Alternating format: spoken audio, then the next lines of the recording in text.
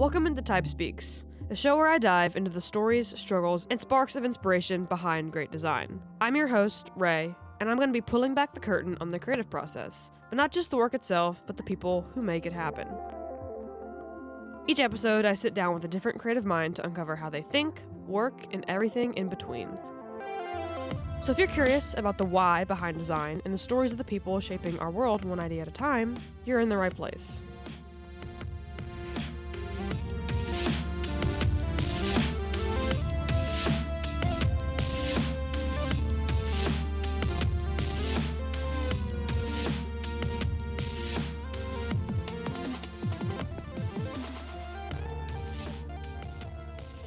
To the 20th episode of Type Speaks.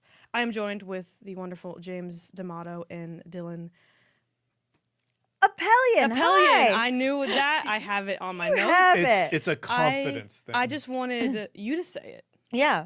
Well, and I wanted to say it. So Exactly. thank you. I was letting you, it was a gift that I was giving to you. Yeah. I got some bios from online, and I'm going to read them. So if they're wrong, tell me. But if they're right, then you don't have to tell me anything. Okay, great. So, James D'Amato is the author of the Ultimate RPG series, co-founder of One Shot Podcast Network, and host of One Shot and Campaign, Skyjack's podcasts. Formerly host of One Shot, as the host of One Shot is sitting next you to should me right edit here. your social media bio. Yeah, you should edit that. 'Cause that's what I found. Yeah, you trained at Second City and IO in Chicago in the art of improv comedy.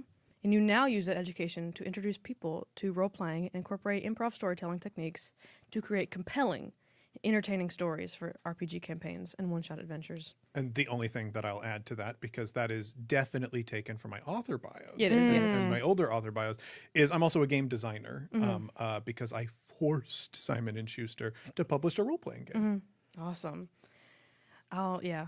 I did just take that from Simon & Schuster. Yeah, So- that sounds right. Yeah. It was good. There lacks Papa Simon and Daddy Schuster. They take their time with updating things. Yes, and then Dillin, you're a game designer, Yep. an actual play performer based in New York City. I was just Sure. there. Oh, and I yeah? almost didn't come back. Yeah, because it's the best place in the world. Oh, no, because the snow. Okay, city of all time, and you were almost forced Sure. to The stay there because of the blizzard. Sure. And you felt Fine. not so bad to be here. Yeah. Yeah. Well, I mean, I barely made it out. I took off right before they canceled all travel for like 2 days. We could have been was on the same nice. flight. We could have been on the same flight. That's very true. Yeah. You are the host of One Shot. Correct. A legacy podcast that features a new indie TTRPG every month. They are a principal cast member on the Adam List and has been featured on Unprepared Casters, Party of One, Adventuring Academy on Dropout, Critter Hug on Critical Role, and more. And your games seek to spotlight the drama and magic in the unusual and mundane. Yeah. Yeah. You've been independently making games, and they've been published by Plus One EXP, and I wrote They Is, a contributing writer for City of Mist and Capers. Yeah. That's correct. Hey, all that's true. All that is true. I found it. That's amazing. Actually, I was nervous when you said that you pulled a bio off the internet because I have a lot of them floating around, and some of them I don't like because I hate writing bios and I have to do it pretty frequently. That one is not bad. I'm glad. This is I'm actually a glad. chance where I'll address the audience here. If you're a creative person out there, know that entering into it in a professional way does mean you will have to write a bio for yourself. You will be forced to describe It's a yourself. humiliation ritual is what it is. One of the greatest curses. It's really dreadful.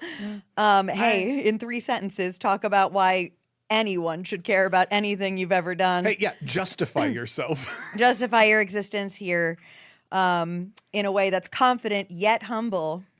Yeah, for grad school, they made me write 3 letters of just that. Yeah. And that was Good awful. Lord. Yeah. You know, because how am I bragging? I don't know. Or should I brag? And the fact that they don't make that clear is infuriating. So, yeah, but who knows? Who knows? Who knows? But that's where we are. Yeah. So, we're all designers at this table. yeah. You know, After a differently. fashion for some of us, yeah. Yeah. So, I'm going to ask, this is a question I ask any designer in what field they're in. How do you define, both of you, good design in tabletop RPGs? I know what I would say to that.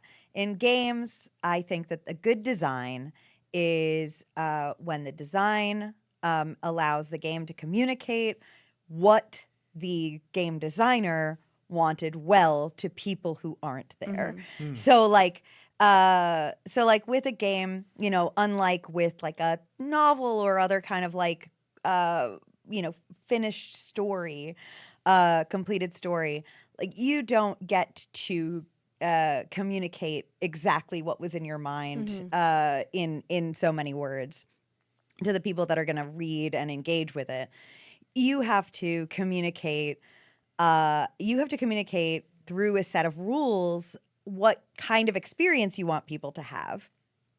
And if you, as a game designer, are not very clear about what you are trying to communicate to people, what you want them to experience, your game design may not come out very well, or may not articulate that. Somebody may pick that up and find it it doesn't communicate anything specific at all.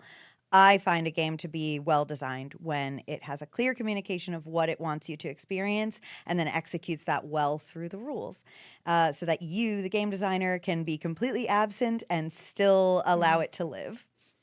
I am going to make this a somewhat complicated answer, and for that I apologize in advance. Okay. In that, I think design as an activity, at least as it applies to the types of design you see in tabletop role-playing games, is a expressive act that is an act of curating someone else's expression. You are providing somebody the tools to express themselves. And good breaks off in two directions for me that can overlap. There is compelling and intentional. A design can be poor, like not actually well designed, but still be compelling and therefore produce effective expression that people enjoy the process of. And I think strong design is design done with intention, where when you have curated this experience, somebody can go through it and experience it with what you had in mind in place. And also that the design is expressing something at all, has something to say, and that intention is made clear through your text and product. And when those overlap, that is when I think this is the strongest area of design, but design can still be good if it is a bad game that produces compelling experiences. And if it's not a compelling game that still makes a strong point, I can also say like, well, yeah, sure, there is something effective about that. And the Venn diagram of those, where those overlap, those are the games that I adore. Yeah. I mean, it kind of is with any type of design, you know, it's like the intention is you can't just throw something together because like it looks cool. You have to figure out where that person is going to come in at. Yeah, you have to be, if you're otherwise you're not using the space. You can create something that is beautiful, but that is like artistic expression generally, and like what's the difference between painting a room and designing a room through artistic elements. It is having the intention of somebody else's experience within it apart from your static expression, where you're not concerned about somebody interacting with it. Yeah, exactly. Yeah, and one of my things when I've played a bunch of TTRPGs, not just D&D, even though I've mainly played that one because it's just there. That's you know? that, I've heard that song before. That's what it is. It It's is there. there. It's always there. And you know, I don't have to learn anything new. And you never do. And it's, you know what? Yeah. But I like learning things, so I've played many others. Nice. But one of the things when I was thinking about like designing that, or like if I was to design a game, I would have no idea where to start. Because all I know is visuals. All I'm like, oh, it'd be cool if this game had this visual, but I have no idea about mechanical elements. So I kind of wanted to ask is like, when starting a new project, like, do you begin with the mechanics, the theme, the characters, play experience? Like, what's that starting point where you're like, I want this to be a game to fully flesh out? Yeah. Well, there are a lot of different approaches to this, and different people feel more comfortable in different order of operations. I have a colleague and a friend who is a mechanics first. Like he comes up with a cool mechanical idea and everything else kind of gets fit around that. I personally am not that way. I always start with either a theme or concept, or more likely an emotion I'm trying to center a game on, and then everything spills out for me from there. Mechanically, with games, you are trying to do one of a few things. You're either trying to randomize outcomes. That's the D&D is, you are rolling dice to randomize what happens when you try to take an action of any kind, right? There are also mechanics that are randomizing facts about the world instead of that, randomizing pieces of lore or character appearances or structures on the timeline, things like that. But my favorite, and the one that I play with the most, are mechanics that increase and decrease tension throughout play, and are meant to kind of play with that. Things like timers and racing mechanics. And we talked a lot yesterday about games that use Jenga towers or tumbling block towers, and like the tension that is built and then released in that. So there are different mechanics have an emotional purpose sometimes, or they have an informational purpose, and depending on that is where I'm going to play with. So once I know what kind of emotion I'm centering a game around, I know what kind of mechanics I want to search for that are going to help me bring that emotion to people. And then the rest of the game gets fleshed out from there. For me, I think good design in tabletop can start from any aspect of the thing. Casket Land by Marie Enger, I think, is a game that is very driven by its graphic design and artistic presentation. Marie their primary experience is in comics, so they have a lot of compelling art that fills this book, and your interpretation of the art is a big part of how the world is built. You'll look at an image, Marie will reference the image by like a name in the text, but what that means is ultimately decided as part of you playing the game. And I haven't got a chance to speak with Marie about this, and I would love to at some point, but I do believe in a lot of cases the images preceded the game mechanics in this, and the experience of the game is built around those visuals. Similarly, I've got a colleague, Logan Dean, who does a lot of work in product fulfillment and design of product. Right now, Logan works with Possible Worlds Games, which is publishing one of my titles. And Logan has a lot to say about well, these are the materials that go into the book, or these are the colors that we want around the packaging and whatnot. And Logan does that across many disciplines. And Logan is working on a game right now called Rec League that is built around graphic design first in its mechanics. Logan is communicating the vibe of the game through the art, through the layout of the cards, because it is like a mech battling game. And so the cards and how they're put together look like the overlay you would see if you were piloting a mech and whatnot, look like the dials and knobs. And because Logan is starting with, I want this to be a competitive mech battling game that feels like it was taken from a TV show in the 90s. And so a lot of the design language of the game is being expressed first through graphic design. And Logan is finding mechanics that support that feeling. So there are many wedges into it. And this cuts back to what I was saying about design originally.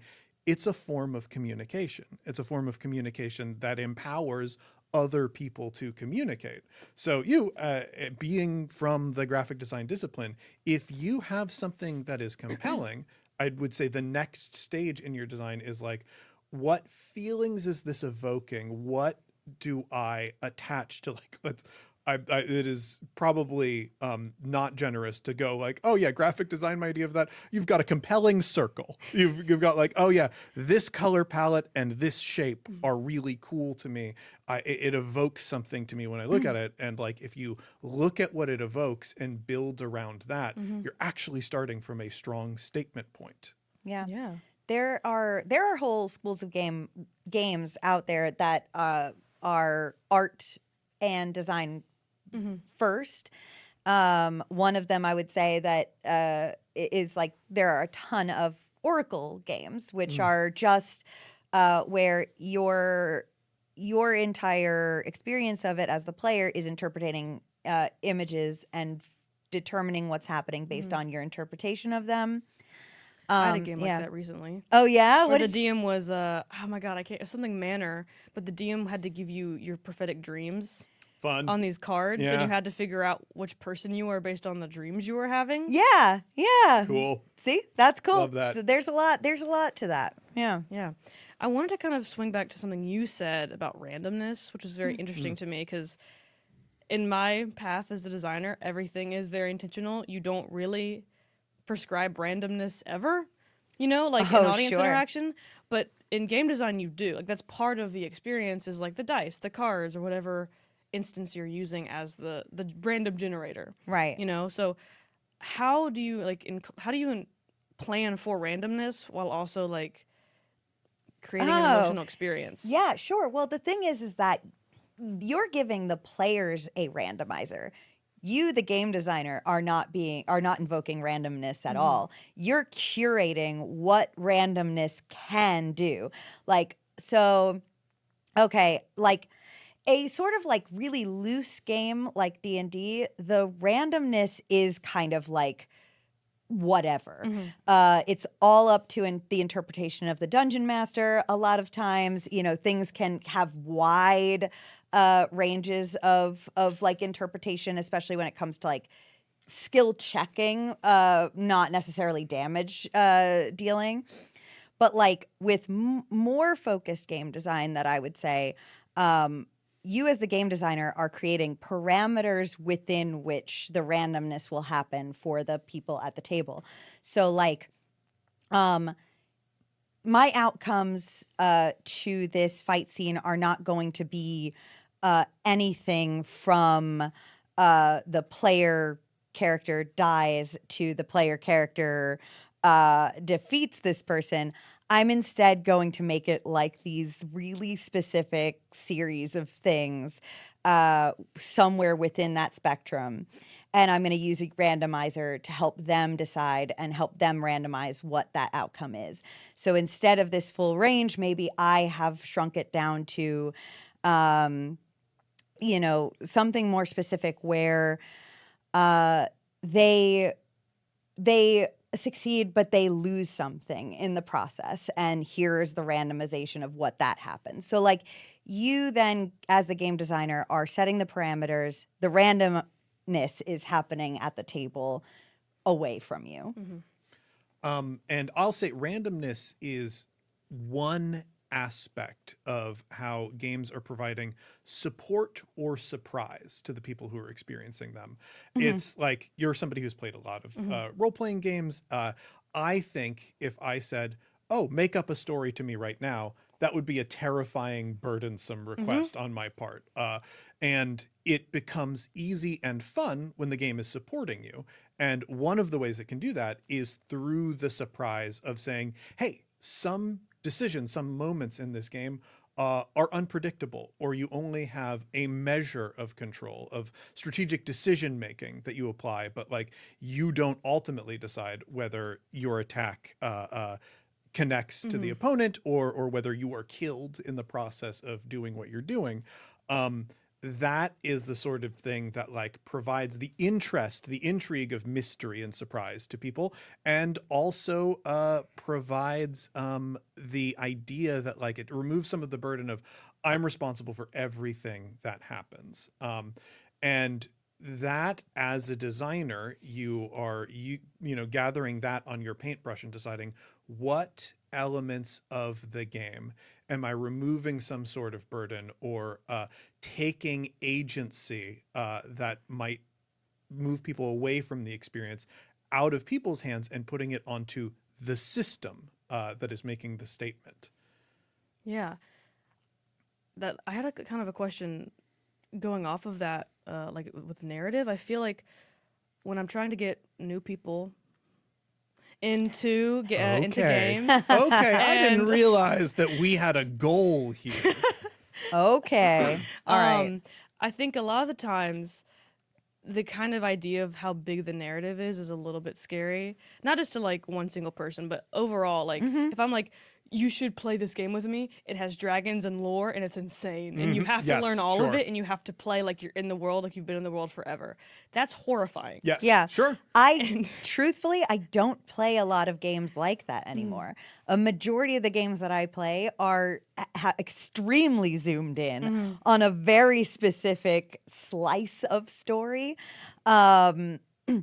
Could be like there's a favorite game of mine that I've played like 3 times, and all 3 times have been like one of the most intense and easy gameplay experiences.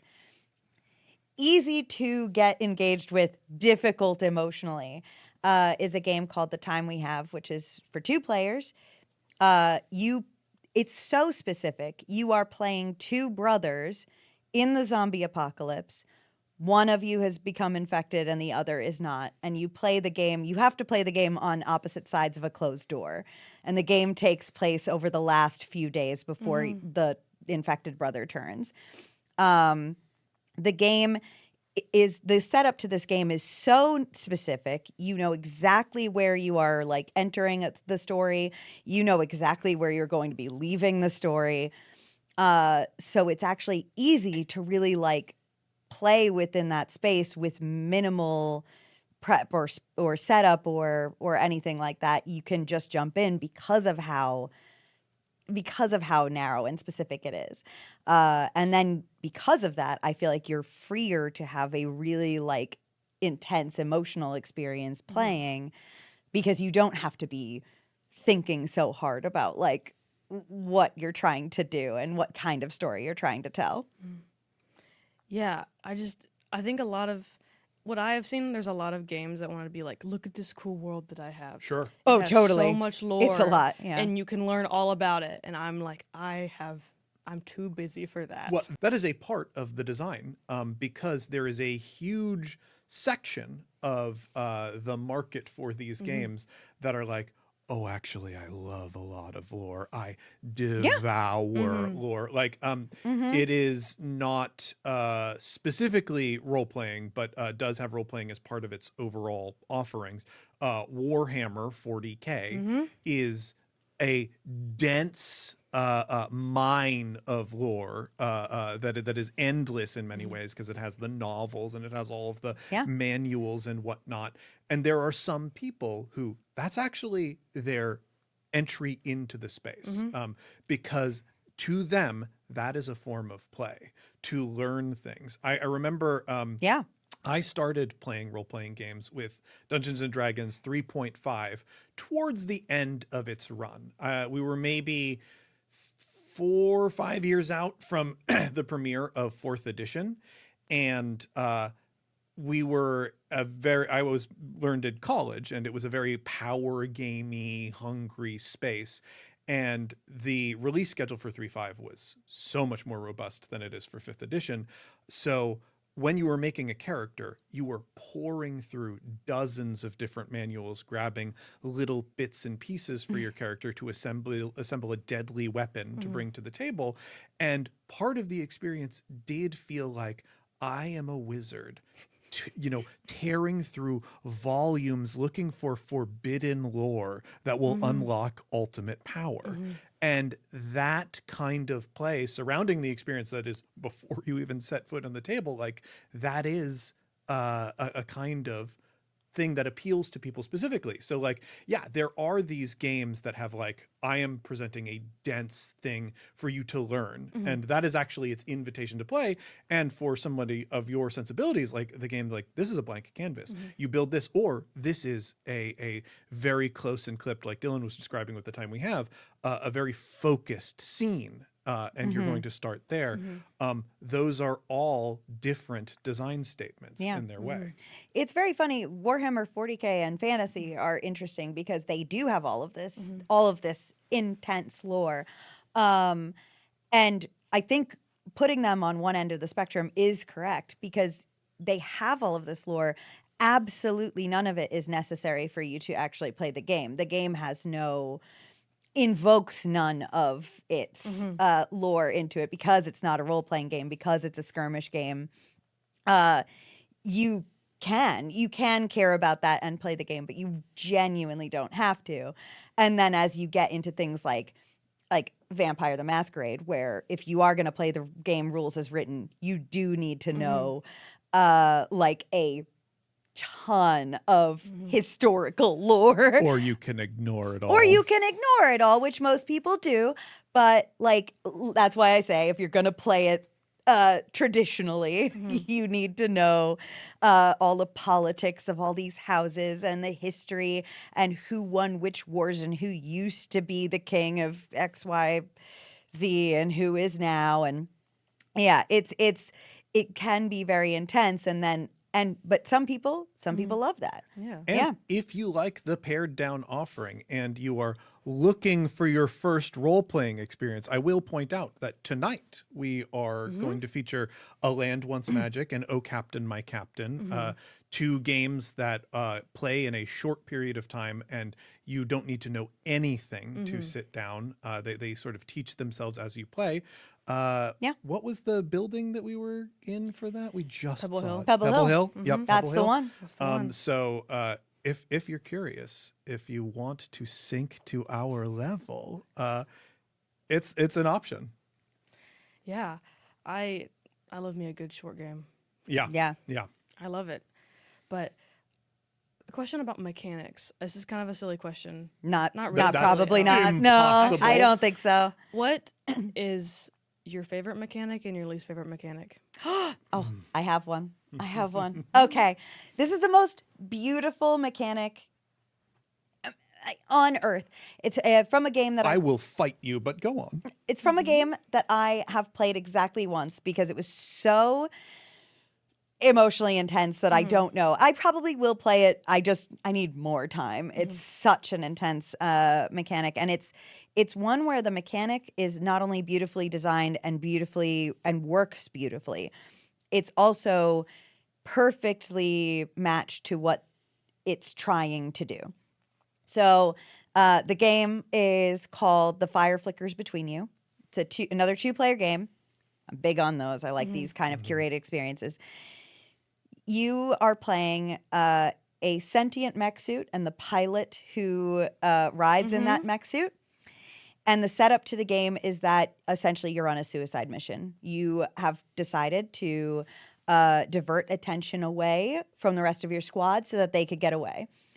And right now, the two of you are sat around a fire waiting for the enemy to arrive and basically take you out. You're trying to have your last conversation, but the two characters have different objectives and different parameters. The pilot wants to connect with the only person they have access to at what they know is going to be the end of their life.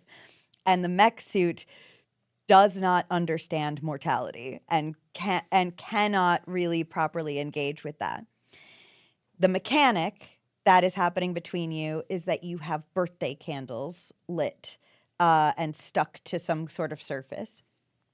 The mechanic that's happening is each time one of you gets closer to your objective, and actually like when the pilot is able to connect with the mech, you move the candles closer together, which makes them burn faster and rushes you closer to the end of both of your lives. When the mech suit pulls back and puts distance between you, the candles get further away and you get more time. but you are both pushing and pulling against each other because you both want different things out of this conversation. And no matter what, though, the birthday candles will eventually all burn out. It's just how much time do you actually get to have this conversation and to explore these last, few hours with each other. And then when the final candle goes out, it is presumed that you have died. But this mechanic of moving the candles, lighting them, birthday candles, by the way, burn faster than you think they do. They go so fast even on your own. And then when you move them closer together, they are just disappearing in front of your eyes. It puts this pressure and tension and fear into your heart, like when you're doing it. And it's just so well executed. It works in exactly the way the designer wanted it to, and it gives you that emotion that they were hoping for. And so, yeah, I just think it's beautiful. My mechanic, which I also think is the most beautiful mechanic in Let's the hear world, is also from a two-player game, comes from Starcrossed. Oh, of course. Yeah, of course you were going to. Which is a two-player game of forbidden romance, where you play two characters who really are into each other but have a really good reason keeping them apart. Rather than using dice or anything as a randomizer, there is a Jenga tower in the middle of the table between both of you. And anytime you do something that increases intimacy between these characters, you move a brick in the tower. There's this looming danger in the game that if you act on these feelings, it could destroy your life. That is how big the reason keeping you apart is. But of course, you are drawn to each other. You need to do things that increase intimacy between you. It builds up and builds up. So you have that when you're doing something definitively that is increasing intimacy, revealing something about yourselves, or touching each other in some way. However, there is also a rule in the game that anytime there is dialogue between characters, whether it is revealing something or not, the players must touch the tower. And the tower becomes this looming, frightening object because as you play, it's getting really unstable. And the game is driving your emotions, your anxiety, your nervousness. And so your hands are shaking, especially as the tower is later in the game very, very unstable. But to say anything at all, you are forced to touch it. And it is representative of if you've ever had a crush on someone, it feels dangerous to talk to them. You could say the wrong thing. You could be nervous in a way that destroys this precious thing that exists between you that you've invested so much time and hope into. It beautifully reflects the experience and creates in the player an emotional experience that is reflective of how we often feel about love and attraction. So it beautifully makes the game a meaningful experience through mechanic. And it is so enmeshed in how the game functions and what the game is trying to say. I see the intention there. I see how it makes the experience compelling. And I see how it shapes what players do expressively through the game. Because if I'm going to say something, especially very late in the game, where I am nervous that I am going to knock over the tower and force my character to act on their feelings, which if they do at the wrong time, it will destroy their life. But I need to say this thing, so I reach out, and what I'm able to say is going to be reflective of how much I feel I can really stay in contact with this tower. So it forces me to be poetic. It forces me to be intentional, kind of the way you think strategically about, I like this person so much, I can't screw up. I write 5 texts and delete them all before I hit send. Like, it's gorgeous. Those sound really cool, genuinely. Yeah. This is a hot take, or do you have any hot takes or bad mechanics, perhaps? Genuinely, I know this is like so like stereotypical of me, but I think anything that is roll to find out or roll to figure this out, the standard kind of like skill check based mechanics. They're so common. They're so fine.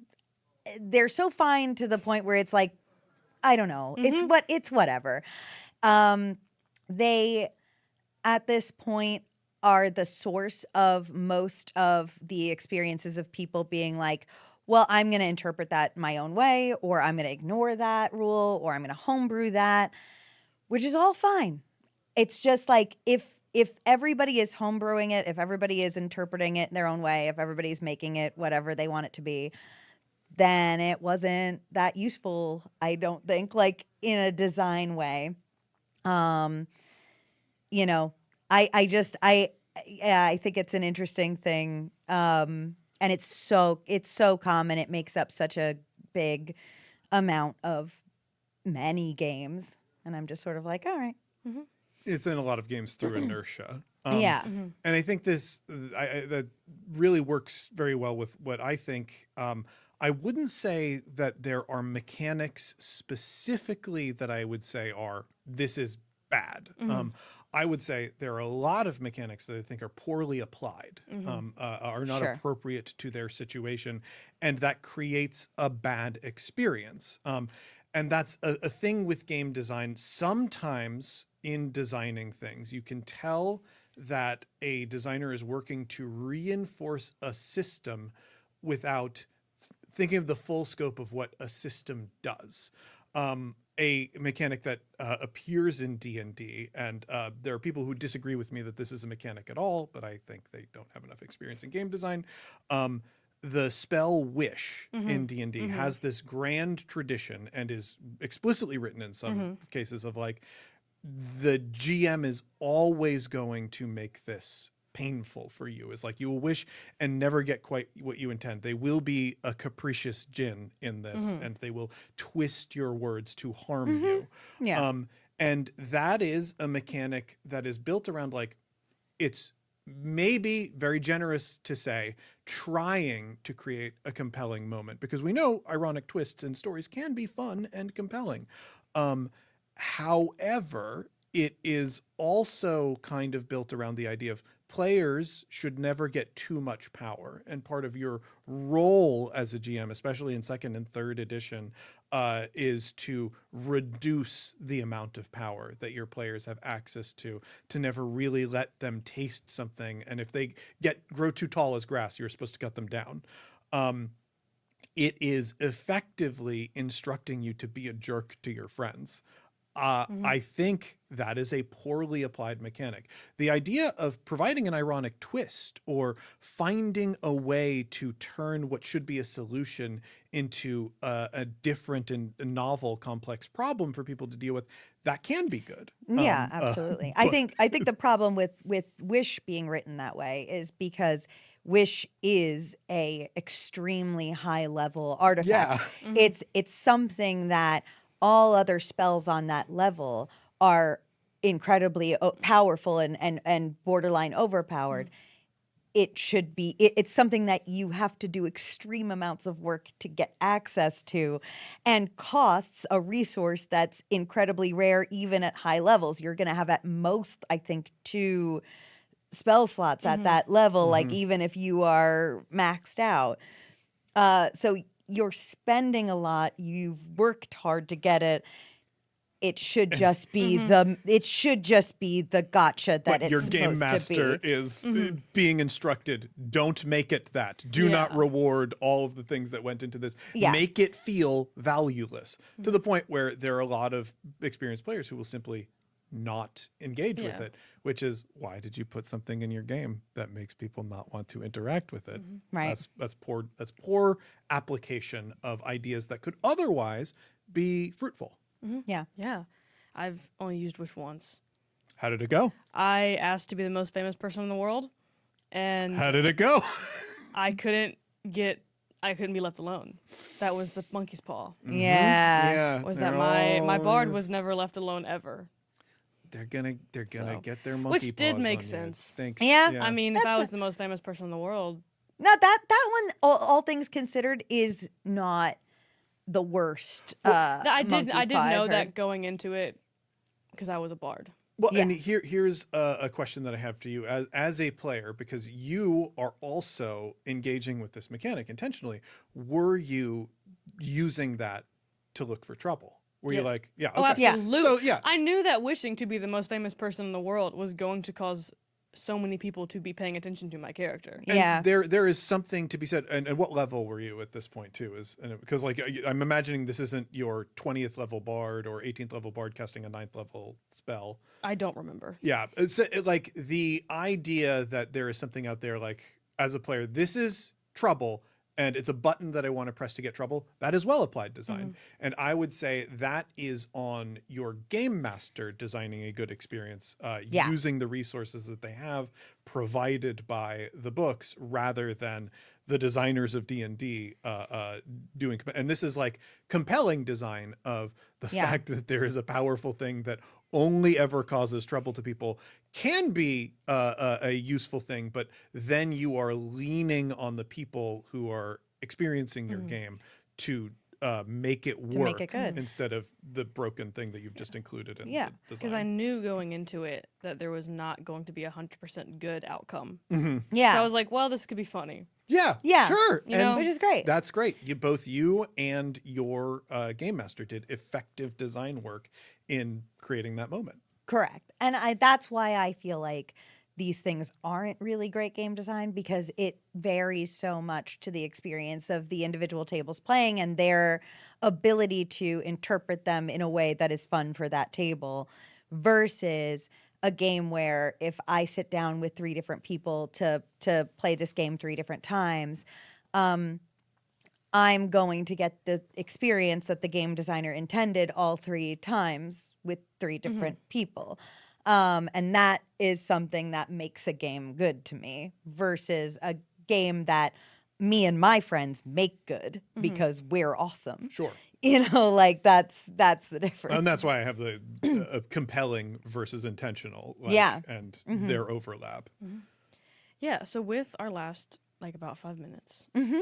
I was going to ask, what advice would you give to designers trying to get into tabletop gaming design or even publishing? Yeah. Mine first is go on itch.io and join a game jam, or seek out one at your, sometimes libraries do them, local game stores do them. Do a game jam. Find something that feels compelling. Start with something small scale. Those communities can be ones where people will talk very openly about the process of game design. People will share ideas really openly. It is one of the least gatekeepy environments in publishing and game design that I found. And I feel very lucky that I found, early on into my journey into this. Try a game jam. You will meet people who are knowledgeable and fun and have like a lot of things to share, and then you will find something you like.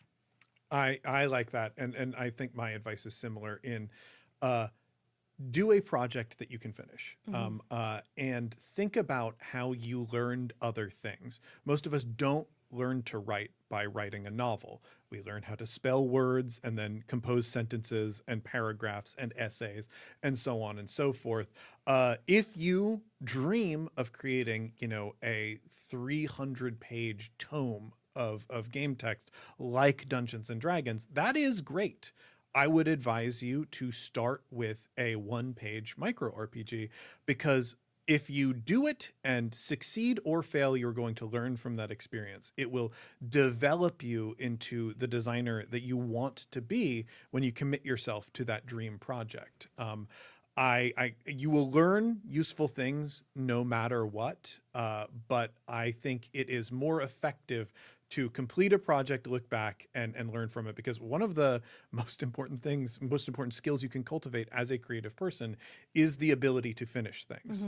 If you cannot finish things, you will almost never satisfy yourself as a creative. So do things that satisfy yourself, because it's really hard to be a creative person.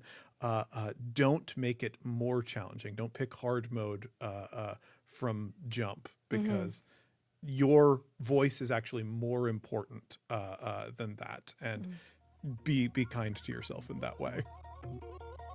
Hey, thanks for listening to Type Speaks. Hope you had a good time, because I sure did. But unfortunately, the episode is over. But don't worry, you can check us out in other places. Be sure to follow the show to listen to every new episode, or listen back to some old ones. Check us out on Instagram at TypeSpeaksPod. And remember, always keep creating and always stay curious. I'll see you next time. I've been Ray.